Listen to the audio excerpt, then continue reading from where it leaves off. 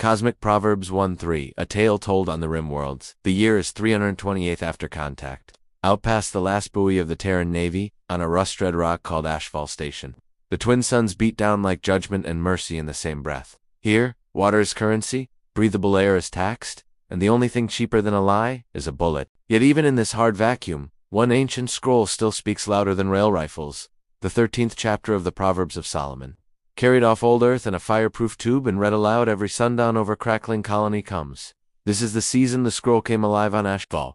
Sheriff Leela Voss kept the peace, with a plasma cutter on her hip and a mouth that could quote the scroll faster than most men could draw.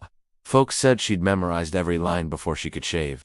When a new batch of ice haulers asked why a law dog needed wisdom literature, Lila just tapped the worn data pad on her belt and said, "A wise son hears his father's instruction, but a scoffer does not listen to rebuke."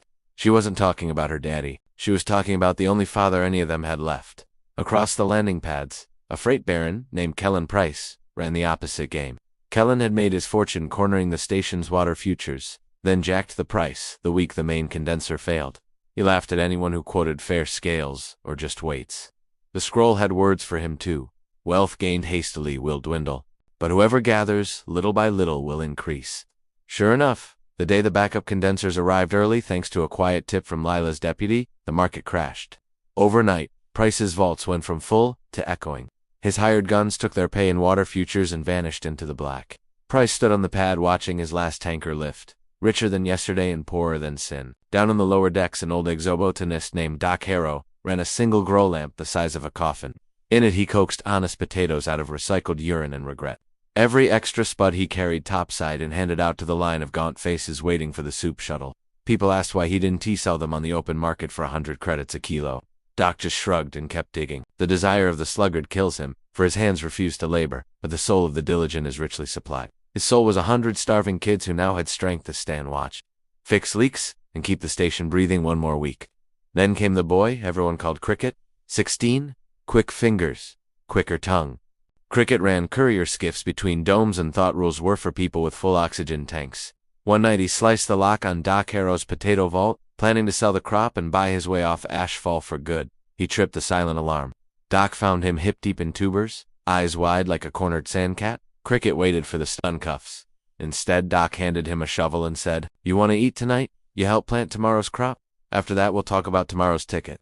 Cricket shoveled for 40 hours straight when the last seed went in the dirt. Doc pressed a sack of potatoes into the boy's arms and told him to take them home to his little sister, coughing her lungs out in birth 19. 5 years later, Cricket, now chief engineer on the station's new atmospheric processor, still quotes the line that saved him. Poverty and disgrace come to him who ignores instruction, but whoever heeds reproof is honored. The real storm hit the weak Price as creditors showed up with a fleet of repo drones and a lien on every drop of water. Ashfall had left. Price, pride cracked and credits gone, locked himself in the main reservoir control tower and threatened to vent the entire station as supply into space. One flick of a switch and 10,000 souls would die thirsty. Lila Voss walked in alone, boots ringing on the metal stairs, data pad open in her hand like a shield. Price had a pistol to the console and tears, cutting clean trails through the dust on his cheeks. Lila didn't shout. She just read the line that had carried her through 3 dead partners and 1 dead son. Hope deferred makes the heart sick, but a desire fulfilled is a tree of life. Then she told him the truth. The creditors had agreed to restructure everything if he stepped down today.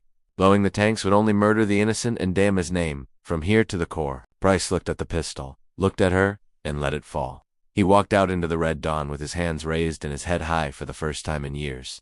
The scroll had the last word that morning. Whoever walks with the wise becomes wise, but the companion of fools will suffer harm. By the end of the season, Doc Harrow's single lamp had become 30. Cricket's new processor painted real clouds in Ashfall's sky for the first time in a century. Lila pinned a deputy badge on a former repo pilot who once tried to space her, and Kellen Price, after 6 months breaking her on the prison moon, came home quiet. Took a job fixing the condensers he'd once sabotaged, and never missed a sundown reading again. On the night the twin suns eclipsed an event the old-timers swore meant judgment or jubilee, the whole station gathered under the new clouds. Children chased each other between the water tanks. Old enemies shared the same canteen. Someone started singing the ancient song about living water that never runs dry. Above them, the stars stayed cold and silent, same as always. But down on the rust and rock of Ashfall Station, the frontier learned what the scroll already knew. The teaching of the wise is a fountain of life, that one may turn away from the snares of death, And out here, where the void is wide and the nights are long, that was still enough. Whoever walks with the wise grows wise. The rest is just vapor and vacuum. End of transmission.